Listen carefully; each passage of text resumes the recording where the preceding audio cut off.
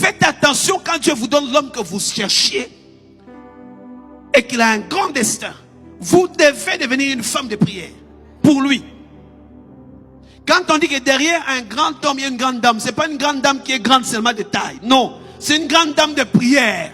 Une grande dame qui a un grand cœur, qui sait porter et supporter. Pas une femme qui est tout calomnie, non. C'est derrière une femme qui sait pousser, qui sait porter, qui sait respecter. Pas une grande dame qui est belle, non. On n'a jamais dit que derrière un grand homme, il y a une belle femme. Non. Non. On n'a jamais dit que derrière un grand homme, il y a une femme qui a beaucoup étudié. Non. Une femme qui est derrière, c'est une femme qui pousse, qui fait avancer les choses, qui soutient, qui donne tout ce que l'homme a besoin pour que l'homme soit devant. La grande dame ne voudra jamais être devant. Elle veut toujours être derrière pour assurer la sûreté de la maison. Les bonnes femmes ne cherchent jamais à être devant l'époux. Non, non. S'il y a une grande dame devant, c'est qu'il y a un homme faible derrière. Elle a affaibli son homme pour être devant et elle sera attaquée. Pourquoi? Parce qu'il y a une inimitié entre Satan et la femme. Quand l'homme est placé devant, l'homme a l'autorité, l'ennemi ne peut pas atteindre.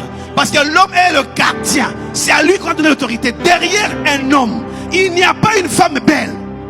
Il y a une femme qui est sage, qui bâtit la maison. Il y a une femme qui n'est pas querelleuse. Une femme qui porte le poids. On la voit pas, c'était la fondation. On ne cherche pas à voir la fondation. On peut voir les murs, on peut apprécier les murs. Mais soit cette femme qui est la fondation de ce grand bâtiment que tout le monde apprécie. Tout le monde apprécie le bâtiment, mais on n'apprécie pas la fondation. Alors que c'est la fondation qui tient le bâtiment. Je prie que tu sois une femme fondation.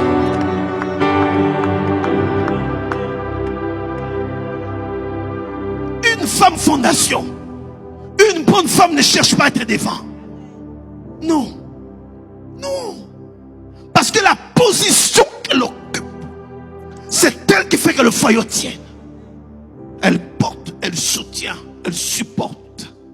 On ne la voit pas. Elle ne cherche pas à dire que moi on ne me voit pas. La fondation ne l'écrit pas. La fondation ne l'écrit pas. Si la fondation commence à être vue, c'est qu'il y a des fissures. C'est que les fissures ont commencé. Si les fondations commencent à sortir des terres, la maison va commencer à s'écrouler. La fondation doit être enfoncée davantage pour que le bâtiment reste en hauteur. Tous ces bâtiments que nous voyons qui restent en hauteur, c'est parce qu'il y a une fondation en profondeur. Et cette fondation en profondeur ne fait pas compétition avec les murs. Non. Les murs sont faibles. La fondation est forte.